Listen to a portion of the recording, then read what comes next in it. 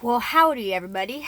It is Thursday, December 12th, and it is 1:45 p.m. in the afternoon. It's been a minute since I've been on here. I've really contemplated on continuing on with this channel. And I said, okay, God. I said, what are we doing? Because I've been living in some kind of confusion. And I understand the confusion better, but because I don't understand the outcome, the confusion scares me. But the fact that I understand it, I'm not living in chaos. And I hope that makes sense to people. I'm going through some things, and I'm doing some healing, and I'm doing some understanding about myself, and I'm doing some understanding on relationships, and I'm doing some understanding on where I'm at, where other people are at, different perspectives, different understanding, living selflessly, not selfishly, what that looks like, how do you compromise, how much is enough, when do you need to step back, when are you being tested, when are you being hurt, when are you, there's so many avenues to this, and this is what happens with an overthinker or someone like me who apparently has ADHD.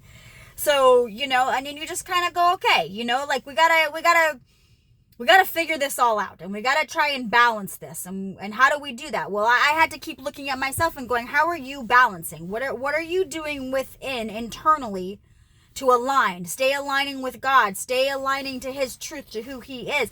How do you do that when you're being attacked and things are coming at you and people are leaving and people are coming and it's going like this constantly, and you're just constantly feeling like this, and you're just going, I don't know.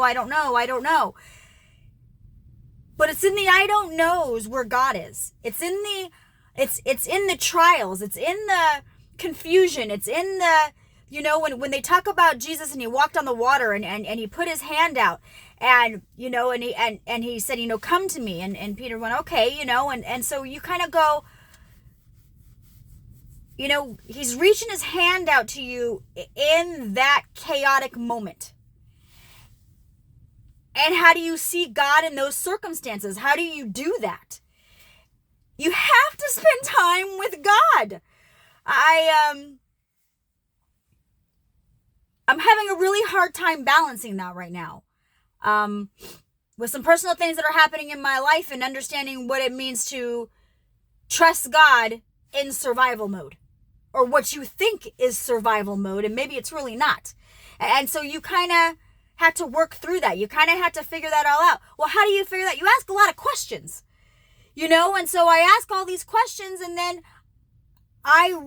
God will give me scripture back, or He'll say something to me, and I'll go, okay, yes, I remember that. Okay, yes. And then He'll go, well, what did Jesus do? Or what did Moses do? Or what did Paul do? Or what, and so He says to me, what did my disciples do? What did they do? How were they a vessel? How did they do this? What did they do? And then I go, yeah, but it had to have been so much easier for them than it is for me now. Like, in this world, to do that, you look crazy. Like, in this world, people go, what is wrong with her? Like, she needs meds, or she needs this. And God goes, didn't they say that about John the Baptist? Didn't he look crazy? And I went, yeah. And He goes, didn't they do that to my son? Didn't they do that didn't they say this all the time? What did the Pharisees say? What did this? And I went, yes. He goes, look at Moses. And I said, yes. I said, you've been mentioning Moses to me a lot. And He says, because Moses looks like magic. And I said, right. And you say that we're not supposed to do astrology. We're not supposed to do magic. We're not supposed to do this. We're not supposed to do that. And God goes, you're not supposed to. And I went, oh, talk about piercing the heart. Talk about the gut wrench. And I said, this is what you mean by power in 2025. And He goes, yes. And He goes, my power will come in many forms. It's going to come in many ways. And I don't want to tell you all my ways. I want you to be in awe of me. I want you to see me. How are they going to see me in it? And I went, holy cow. And I go, because it can't be of my power. It can't be of me.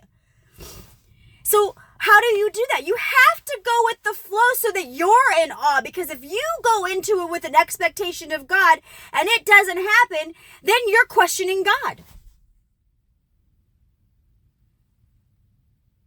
And I went, that is absolutely fascinating of a perspective. And I go, it really is of your power.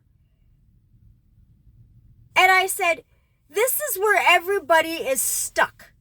I said, we're stuck because you mentioned supernatural to us. And what does supernatural look like? We don't know. I mean, there are some that do.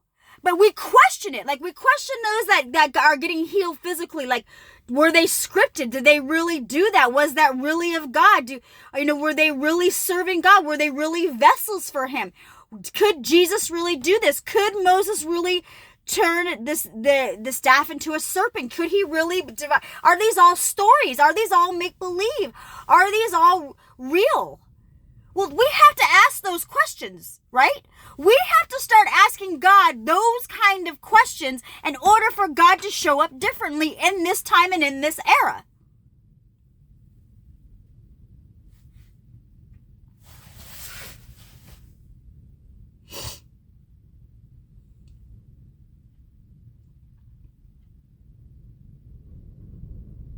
Wow.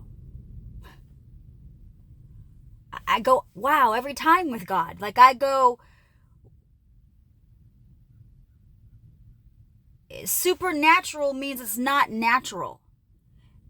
And as human beings, there are things that are natural to us. So how do we unsee natural in order to see supernatural? We have to believe. We have to have faith. We have to have a foundation. We have to have the balance. We have to be unshakable. We have to be able to somehow bring it all together and align it in order for there to be a solid foundation to rebuild on. But what does that look like to you? What does that look like for you internally? What does that look like for you and your family? What does that look like for you and your community and your nation and the world? I mean, we just, that's different forms. That's different new level, new devils. That's different, so we have to look at this. And so on my drive here, I came here this morning and I had some personal stuff. And when I worked with God on some personal issues with a peep and I just went, dang, you get me, and so I went home and got myself all together, and I was actually on my way to the grocery store, and I came back here, and God said, I need you to make a video. You have a lot going on in your head, and I need you to speak it out. I need you to put it all together. I need you to align it for them. And I went, okay. So I just got in front of the camera, and here I am. I guess this is just how this works. But I don't know how it works. And if you're following me on Facebook, then this makes all sense to you, because he shows me things in sequences. He shows me things, and there's a pattern to it. There's a way that he does it. And if I just let him flow and I let him do it, he starts to put pieces together for us. And so that's what I'm doing, and that's what my channel, my tattoos of the heart, man, it comes from a place that I don't know how to describe to people. It doesn't come from a place of being selfish. It comes from a place of, I really, really want everybody to see God. I really, really want everybody to understand the Bible. I really, really want everybody to go, there is so much more out there than what we're seeing. He's in the universe, y'all. Like the planets, the stars, we name them. But we name them to get navigation. We know we name streets. We name our children. He named us. That there's a navigation to that. There's a blueprint to that. Every hair on our head. And I just gets me excited, and I go, there's got to be more to this. So that brings me to, what does fear look like to you? What does fear of God look like? Because we can see that in so many different perspectives of him, of what God looks like in fear, right? And when We've gone through forms. We've gone through ways. We've seen this. We've done this. We cycle. We evolve. We go and we move. But how do we start to see it differently to change cycles? If God is the same yesterday, today, and tomorrow, but we're changing and we're evolving, how do we see God in that? Okay, let's think about that for a second. My example on my way here, on my drive, when I asked God this question and I said, describe that to me, this is how he did that. And I'm going to try the best that I can to remember how he showed this to me. And he says, when you fear the devil, what does that fear feel like? And I went, okay, let me think about that for a second. If I go forward and I have fear in the unknown, with anxiety, with what is everybody going to think, with, is this really of you? I need more. I need a confirmation. I need this. Is that me trusting him, or is that me holding back because I keep waiting for him to give me a confirmation, when we know and we have been told in sermons and we talk about this all the time that if we trust him, he will show us. He doesn't always show us and then go, oh, good, you waited for me to show you. That's not how that works. Does that make sense? So you have to do it in fear with an expectation that God is good in the fear. Okay? So how do we do that? And so I understood that part of what he was saying to me. I said, okay, but where does the devil fit in this? I mean, if we can cast out demons, if we have that kind of power, and that you have given us that kind of power and that kind of authority to cast out demons out of people, and if we can see their souls and we see what they're carrying, or if it's good or if it's bad, based on how we see them, how do we do that in fear and face that kind of a devil? I prepare you. And I went, that's the difference in his fear. If I am in fear and I am in chaos, or I am questioning, or I am in anxiety, or I am feeling like I'm in confusion, or this doesn't make any sense, and I be still enough to work it out, to sort it out with him, to spend time with him, to ask him the questions, for him to mentor me, for him to show me, for him to tell me, he's preparing me. And I go, okay, I fear not spending time with him. I fear not being prepared for him, because I want to see his glory in it. I want to see God do the supernatural. I want to test him as much as he wants to test my faith. And I go, okay, well, how do we do that on a bigger scale? Prayer. That's where prayer comes in. He goes, prayer is your biggest weapon. If he is a sovereign God, if he is beyond our capacity, if he is that big, if there is that much light, if there is 90% of black space that we have not filled on the atoms, I guess, or whatever they're talking about, we are made out of 90% water. Like, we are not giving God room to grow and create when we are limiting him in his space, mentally, physically, spiritually, in the universe, in the cosmics, if we are not allowing God to become bigger, we are hindering him. And I went, okay. And I said, well, what do you want from us? Like, what are you needing for you to see us so we can see you? I need your light. And I go, how do we do that? And he goes, you all have to be in accord. And I went, I understand that.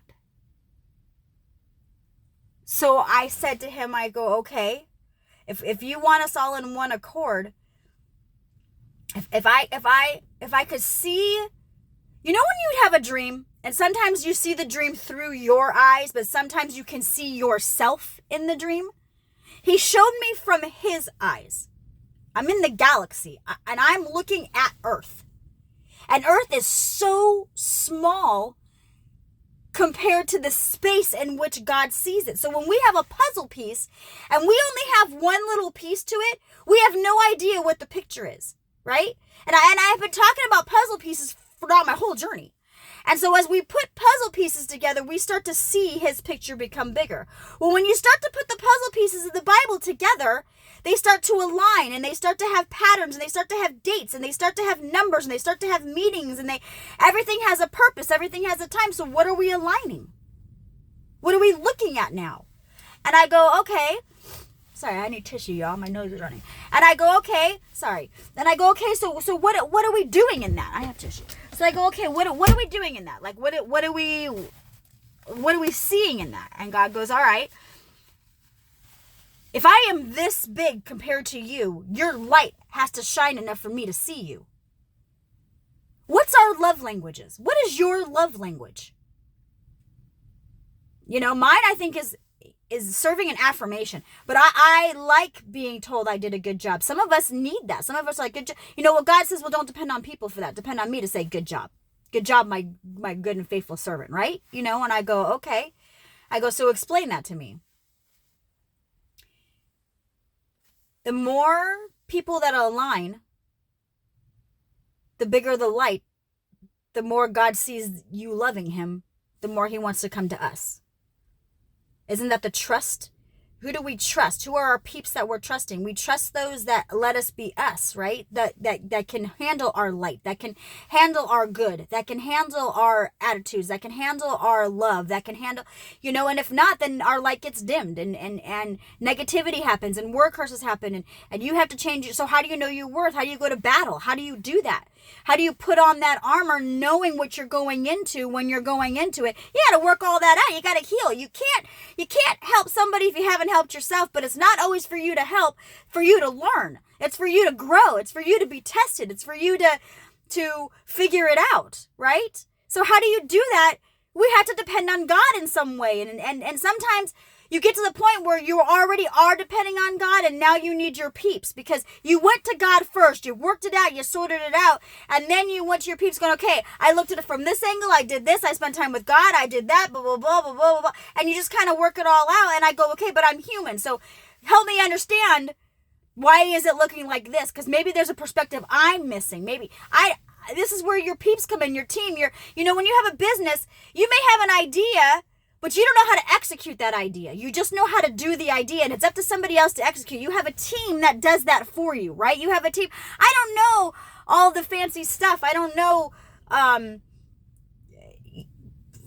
filmography or photography, and I don't know, you know what I'm saying? But there are people that do, and so you build that team, and when you build that team, you build that trust, and you have people who can help you with this, and people grow for that, and they help you grow your business, and your word gets out, and this, you know, and so you go, okay, well, isn't that what we're doing as disciples? We're getting his word out. How are we doing that? What are we doing to get the word out? How are we being disciples? How are we being the church? What are we doing to do that? And so you kind of go, wow, you know, and when you walk the walk of a disciple or evangelist or a preacher or a doctor or a nurse or a parent or a mother or a father or you know, or whatever you are, the responsibility that comes with that has a whole different perspective. And so you have to be able to see multidimensional. You have to be able to see it from different perspectives, from different timelines, from different eras, from different times. Well, isn't that what we do in the Bible? I talked about the other day, I said, you know, we all know Shakespeare. We all know the story of Shakespeare, but we can't speak it Shakespearean, thy, thee, they. Isn't that what the Bible used to be? Thy, thee, days. But we understand the Bible, so there's interpretations that help us today. We didn't exactly take away his word. We just keep interpreting it the way that we see it. But if we just take the words for what they are and live out his word, it's easy in the hard times. It's easier in those moments, but it's not always. That's what makes us human. It's not always easy to do this. That's where our humility comes in. That's where our staying grounded in who you are. And that's where you kind of go, I am never going to be perfect. I am never going to get this right. I am never going to be holier than thou. I am never going to have it all together. I'm never going to be that great of a person. And I know that. You know, look at the people in the Bible that God used. They killed Christians. They crucified Jesus. And you just go, oh my God. The problem is we all believed Jesus until he became a spirit. And when you talk about supernatural and you talk about the New Testament and you talk about that, this is the biggest religious battle there is. So my challenge that I would like to challenge everybody with is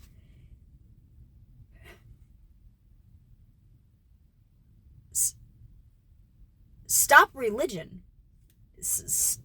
Instead of thinking that this is all fake, instead of thinking that God is fake, instead of thinking that Jesus isn't real, instead of thinking the Bible is fake, instead of thinking all of these things, why don't we just ask? So we just ask God, you say all these things can happen. You show all these things can happen in the Bible. So show me. Show me how this is done. I am your vessel. Make me your vessel. Show me this.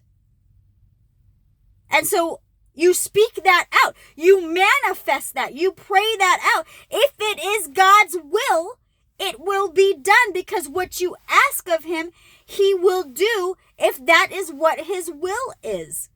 You don't know when, you don't know how, you don't know if, you don't know anything, because you are trusting in something that you do not yet know. You are trusting a process that you have not been, and a time and an era that you do not know, because you are not a fortune teller. That's where this doesn't become magic anymore.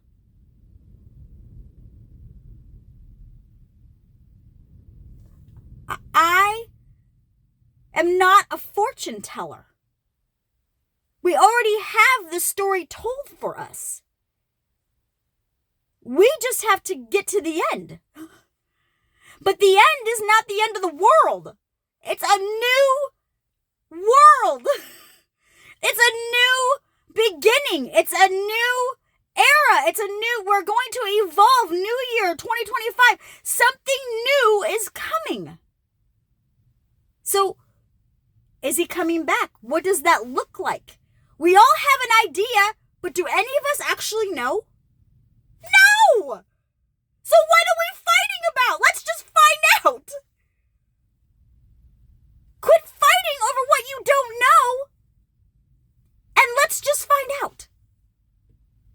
And if it happens, great. And if then we can go, oh my God, he really is real, and we can all live in law, and we can be worshiping him in ways we've never worshiped before, and we can see things and do things that we've never done before, and we can go, holy cow, what a new world this is, right? We can look at it that way, or we can look at it in that kind of fear of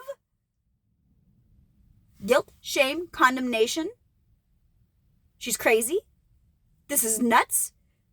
What is wrong with them? Blah, blah, blah, blah, blah, blah, blah, blah, blah, blah, blah. So then what Bible are you believing in? What are you believing in? That's between you and God, y'all. I have to keep going because I have a belief. I want to have that childlike belief. I want to have that childlike idea of who God is, and an awe, and I would be like, holy cow, did you see that? Like, I'd just be like, did that really just happen? Oh my God. Like, that's the God I want to see. That's the fear I want to live in. I want to be the wild child like that for God. I can't do that alone and bring light. You can't do it like that. That's not how God works. We all have a purpose. We all have a gifting. We all have something to bring to the table. Are you sitting at the enemy's table, or are you sitting at God's table? He had a table, and he had a feast. You want the feast, or you want the phantom? Which table do you want to sit at? And are you prepared to sit at the enemy's table? Because if you are, God will prepare you for that battle. In a fear that's different than the other fear. When Jesus saved people on the streets and he was out there and he was doing it, he had never done it before. He didn't know whether he could do it or not. But it was the size of the mustard seed that started it all. And then before you know it, he had disciples. And before you know it, people were tearing down roofs to bring people down for him to heal. And he's walking around going, pick up your mat. And they're going, what the heck is happening right now? Don't you want to see that? Don't you want to go, oh my God, what the heck is happening? Oh my God, you saw what I saw, right? Because did you just see what I saw? Like, that's what I want to do. I want to be like, that was supernatural. That was all God. There's no way that somebody could possibly do that. I want to know if that's the God we serve.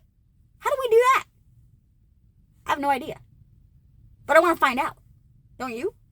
Don't you want to find out that God? Don't you want to know who that God is in Revelations? Don't you want to know what you can actually see, what's actually there, what's being described? What Enoch, what some of the greats have talked about and what they say that they saw? Are they crazy? You know, were they on drugs? Were they this? I don't know. I don't know, but I want to know. I don't know if I could see it that way. I don't know. You know what I mean? Like, I have no idea. But you look at them, you know, I don't know her name. And that's really sad that I don't know her name, but Helen something, I think her name was, I don't know, but she was like she looked crazy, you all. I posted about her and I said, does anybody know who this person is? And she looks insane. And you look at her and you go, oh my God, she is nuts. And then I sit here sometimes and go, God, am I nuts? Like, and I wonder, is it like that, but different now? You know, like you're in a trance, you're in that spiritual realm, you're in that, but you don't know you're in that, or you do know you're in that, and everybody else is not in the reality, and you just kind of go, what is happening? To understand the spiritual realm differently,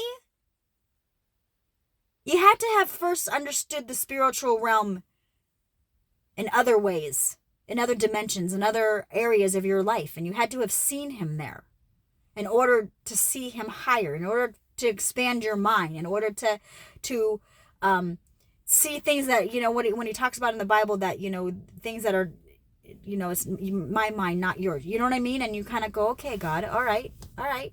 I feel you. I get you. I understand where we're going with this.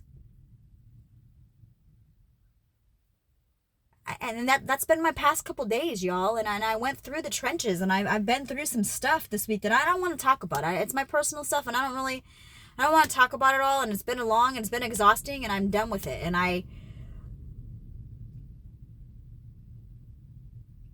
to hold on to your worth, and to hold on who you are, and to hold on to everything. And just so you know, I'm fine. I want everybody to know everything is fine. Nothing's horrific. I'm fine. I got a good place to stay, and it's nice, and I'm on the lake, and I got a part-time job, and I'm working as a sub with the school district. So now I'm working 2 jobs, so that they'll kind of get me through. And because with the subbing, you only get paid once a month, but you only get paid when you're on call. And with the holiday coming and this and that, I was like, dude, this is not working, you know. And I have my resume on Indeed, and I'm not getting any hits, and so I just keep waiting. And I go, there's got to be more to this, God. There's got to be, you know what I mean? And so I'm staying afloat, and I'm doing what I have to do. And, you know, I got peeps looking out for me, and I'm looking out for them, and we're working on this together, and we're doing this together somehow, you guys. And I'm excited, and I truly believe there's a harvest coming. I truly believe in that. I truly believe that 2025 is the year for a lot of us. And the 2025 is the year of a level and elevation of an understanding of God that we have never, ever seen before. And maybe it's been seen in other countries, but I really think North America is about to shift. And I know that that's been a prayer for a long, long time, that revival comes to North America, and it is. And revival is here. I mean, it is happening. I'm not saying it's not happening yet. It absolutely is. And I've seen it, and I'm watching it on Facebook and YouTube, and I'm watching people's lives transform and change, and ministries grow, and churches are growing. And so revival is here. It's absolutely happening. There's no doubt.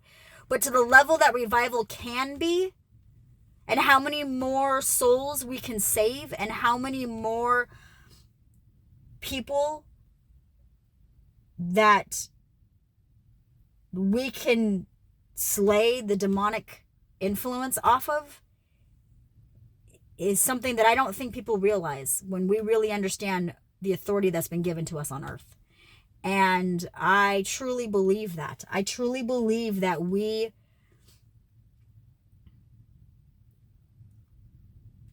can change so much. And so when it talks about we're going to evolve no matter what, but we have a choice on how to evolve. And that's where God comes in all of this. This is where the Bible comes in. This is us standing on ground and who we are and what we believe in, and our land, and what we're fighting for, because there's riches to us. And I don't mean riches in money. I mean, yes, I mean, that's there. I mean, that's there, if that's something that you're looking for or you're wanting, and you can, with the true intention, and your heart is pure and you're right in it. And, I mean, and absolutely, God will fulfill that for you when the time comes. But what are you doing in the in-between? What are you doing in the meantime? Are you still serving him? Are you still doing? Are you still being? Are you still, yes, we're still human beings. Yes, we're still doing. Yes, we're still trying to get up out of bed every day. And some of us are trying to fight addictions, and some of us are just trying to live, and some of us are just trying to survive. But we're still trying to see God in that survival mode. We're still trying to see God and change that survival mode, and understand chaos, and understand differences, and understand diversities, and what's really happening. I look at the elections, and I said, this was huge, and there was a big fight, but it happened real quick, and it got shut down real quick, and everybody just kind of came to the conclusion, okay, Trump is the new president. And it's hot in here. And when you it's like cold outside, go figure. But when you do it like this, it's like 46 degrees out. But when you do it like that, and you see it from that, you no longer looked at voting for Trump as a political aspect. You looked at it as a biblical aspect, right? And you may not have agreed with everything with Trump. You may have a lot of disagreements with Trump. But when you saw what was in front of you, and you saw the choice that you had, you made the best choice that you could in that moment. And you discerned that, and you understood the assignment. You understood what this stood for, right? We may not have all liked the decision, but we're seeing the fruit of that decision. We are seeing the land being saved from that decision. Is he going to be perfect at it? Is he going to do this? No. And then all of those people who didn't like Trump, they go, see, we told you so. See, we told you he'd screw up. But see, you did this throughout this whole entire thing, and you kept saying how much he screwed up, and how much he's done to the economy, and how much he did this, and how much he did that. And we all pointed out everything he did that was good. And we kept fighting that good fight. And we kept showing, you said this, but did you see this fact? You said this, but did you see this? We showed you. We gave you facts. We gave you proof. And I go, isn't the proof in the pudding? And I just posted, God, good, you are so good, God. I just posted this morning, and I talked about, we have evidence of Jesus. It's in the dirt. There's archaeologists who have been digging for years. There's stuff that we can see that this is all real. So we don't believe in what we can't see, but aren't we all seeing it? Or are you still not awake? It's time to wake up, y'all. It's time to understand God differently. It's time that we put on our armor differently. Some of us are going to be sitting at the table with some enemies. And then that's a word for somebody out there. I don't know. But God will prepare you for that. You're going to be prepared to sit at the table with your enemies. Some of you are going to be going into courtrooms. Some of you are going to be going into different types of battles, and you're going to see things completely differently now.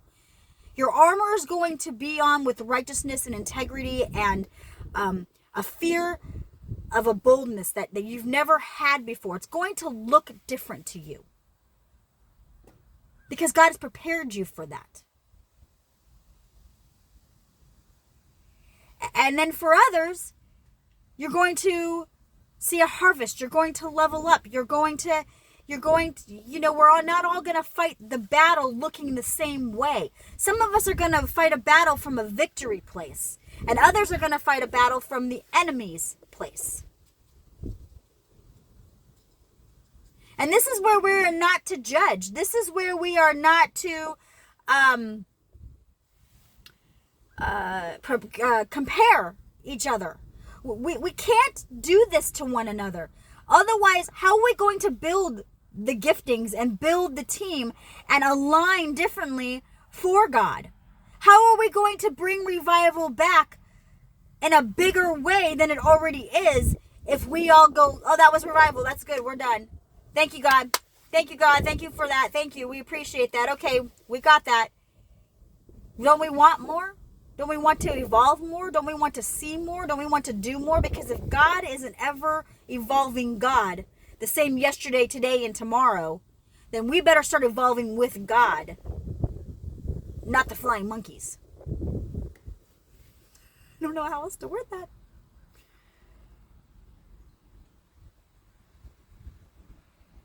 I know we have 90-something% of DNA with a monkey. I know. In human form.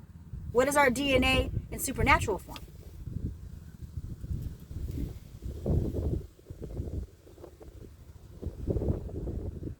Do we carry the blood of Jesus? Where's that DNA strand? Where's that, and it's kind of like going, I'm 95% Indian, I'm blah, blah, blah, black, and I'm, and so you do those DNA tests, right? The ancestral.com or whatever that thing is, and they tell you how much of each thing that you have in you, right? Well, whatever one you lead with, that's probably the one that you study the most. That's probably the one that you want to know about the most. That's probably the one that you want to know your heritage about. So biblically, I want to know my heritage. I want to know what my inheritance is biblically. I want to know what that DNA strand looks like. Don't you? We read about Joseph, and we read about the prodigal coming home, and we read about the Daniel in the lion's den, and David, and he started off with sheep and he became a king, and they did this and that, and you just go, how does that work today? What does that look like today? Trump's living like a king, right? He got his inheritance, and he's going to be president. He's doing his thing, and he never went without. And financially, he's never struggled with it. I mean, he's struggled, and he's had his moments, and he's built his kingdom. He's built his thing. He's built his empire. He built, right? Well, now he's in charge of a whole nation. So he's going to need our help to build that. Because he can't do all that on his own. The finances can't all keep coming from him, because then his cup will run dry. So we've got to financially figure out how to help him. And how do you do that? How do you build that? Well, that's where, he didn't want to take money from the politicians, because then that means he didn't agree with them. He was like, no, I don't agree with that. So that means God will provide for me. Like, I got this. He agreed with what he knew he needed to agree with, and God provided the rest for him. He provides all of your needs in whatever situation you're in, however that looks like to you. Right?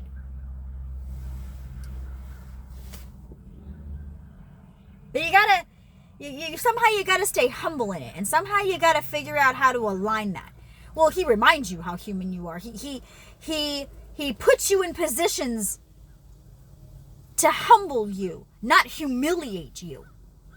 It's for your own good. It's for you to be disciplined. It's for you to understand him. It's for you to have love with boundaries and an understanding and a worth. And you know, and so I think that this is where people get confused of what it looks like to be submissive. As women, when you submit to your significant other, when you submit to God, when you submit, what are you submitting to? How are you submitting to him? You're submitting to him in your humility of, okay, maybe I'm not perfect. And I'm sorry if I keep coming across like I have it all together. Like I think I know it all, or I don't need you, or I don't. And so you can help me understand some things about myself that I obviously don't understand about myself. So let me step off this pedestal for a second. Let me step down for one moment in my humility and go, what are you trying to teach me in this? What are you trying to show me in this? And whether that's to your friend, or whether it's to your significant other, or whether that's to your neighbor, or whether that's to, you know, a friend, or, you know, God, or whoever you're talking to, that's where your humility stays intact. Because you go, all right, God, I see where I'm at. I see that I literally don't have like a pot to piss in. Like I get that. Like, you know, like you go, okay, like you know, this is where you don't live beyond your means. You don't go beyond. God's not going to give you more than you can handle, because you'll crash and you'll burn every freaking time. And he's okay. He's like, all right, you want to go ahead? You go on. You go ahead. Well, I'll meet you when you get there. And God's just like, you have made a choice. And he's just, you know, it's kind of like when you're a kid and you go, and they say, don't put your finger in the light socket. And Dad goes, let him learn. You know, didn't we learn the hard way? God's not gonna stop you from learning the hard way. He's got an easier way for you to learn. But if you don't want to listen to him, if you don't want to do it the way he goes, all right, go ahead, put your finger in the light socket. Right? I want to put my finger in the light socket of like the aha moments of God. Like, oh, so get this now. I so understand now. But do you? I only understand what I'm allowing myself to capably understand in my journey, where I'm at in my journey, and learning from where I was at in my journey. So you stop, you reflect, and you learn. And then you look at it, and then you go back to the Bible, and you look at things in the Bible, and you understand scripture differently, and you understand the stories of the Bible, and then you go and ask God the questions, and you say, okay, I was here, I read this, I understood this, and now I read this again, and I think this is what you're trying to tell me. Is this what you're telling me? Is this what I'm seeing now? And then God will answer you. Sometimes he'll go, yes, my good and faithful servant. Yes, that's exactly what I'm telling you. That's spot on. Like, good job. Like, you figured that out. Or he doesn't say anything to you. And you go, why aren't you answering me right now? Like, why aren't you saying anything? And then you go, oh, because it's not time yet. It's not time for that. I'm not in control. You're in control. And so because I want something bad enough, I'm being impatient. And so I have to wait on God's timing. And then I get my aha moment. You get your surprise. If you love surprises, don't try to figure out the surprise, because then if you try to figure out the surprise, you never get surprised. Well, if you really don't like surprises, then you really will say, hey, look, I don't like surprises. Like, just don't do them. Like, I'm not good at it, and I'm going to end up disappointing you more than you're disappointing me, because I'm not good at surprises. Like, you know, like you but I like surprises, and so I'm like, I don't want to know. You know, there's parts to this I don't want to know, because I want to be surprised with God. I want to be in awe. So my expectation isn't I want God to do this. My expectation is, ooh, I cannot wait to see what God does in this. That's my expectation in him. Because I know he's a good God. He's going to do a miracle. He's going to do something amazing in this. He's going to do something out of this world. He's going to give us that awe, that glory, that those moments, that on the mountaintop, those peaks, those holy cow. Did you see that moments? You know, it's a roller coaster of a ride with him. You got to figure out how to align that. And it's not going to happen overnight. But That's where I think I posted something and talks about your faith and your belief and stretching that and what that looks like and what that means. And where does that go and how do we do that? The more you want to know about God, the quicker he's going to flow with it, because the more you want to know, the more you're allowing him as a vessel to work through you. The more you let him, the more he'll show you, the more he'll do it. So it's kind of like, how do you live in the Holy Spirit 24/7? Because you just keep getting knocked down and you keep doing it, but you want to live in the Holy Spirit. You want to be here with him all the time. You want to be in that kind of presence, not presence as in gifts from God, but the presence of him is a gift. When you have a gifting to see things in spiritual realms and to understand him on different dimensions and different ideas and different ways and different eras and different times and in the spiritual realm, because you understand the Bible at that peak, at that understanding of what he's talking about, the presence of God is a present in itself, because he's here with me now in the moments. Even though he's the same yesterday, today, and tomorrow, my today is all I have because I don't know my tomorrow. I made a choice on how I want to live in that moment. I made a choice of how I want to see everything that's happening in my life in that moment. So what are you doing in your moments? What are you doing in your quiet time? Silence can be very scary when you've never been there, when you've only lived in chaos, when you don't want to be in your head, when you don't want those thoughts to come back, when you don't want, and so it's a process. All of this is just like working out. You work out muscles. You have to work out your spiritual muscles. You work out all your mental, physical, spiritual things. And, and then you throw in the financial. So then it's mental, physical, spiritual, financially. But you can't do it all at once. It's too much. It's too confusing. And so you have to try to figure out how to balance this. But you always want God to lead. So which means you always have to lead spiritually. Because that's the only way you're going to see God is spiritually. To truly understand him and to truly see him, you have to see him in something that you can't see. That's spiritual. That's supernatural.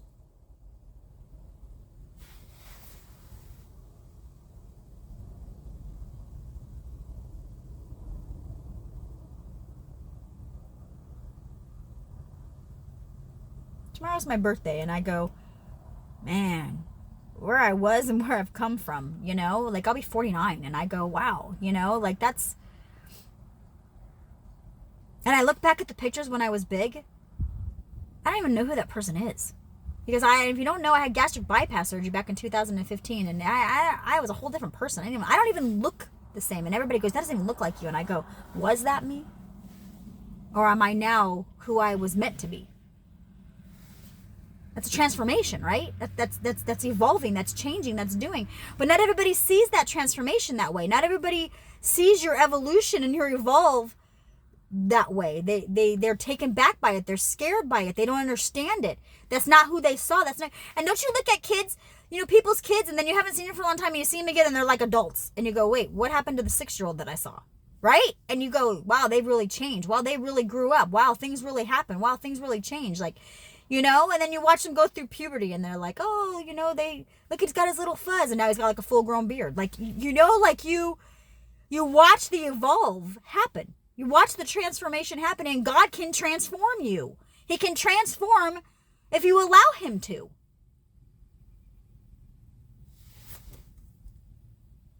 What does that look like to you? I don't know. It depends on a lot of factors, doesn't it? It depends on your health. It depends on the medications you're on. It depends on, how you're viewing life, what you're seeing in life, what you're reading, what you're watching, what you're doing. What are you being intentional with? What are you wanting out of what you're doing? Are you doing it for selfish reasons or selfless reasons? And you gotta determine that, and you gotta look at that, and and that's where your pity party versus your not so pity party comes in. We're all gonna have pity parties, you guys. We're all human. We all feel. We're all gonna, look at things like that, but stay true. Stay true. And it's not always easy. And I'm going to end this here. I hope that everybody has a great weekend. And I hope that God does some crazy, amazing things for you guys this weekend. All right? Love you. Bye.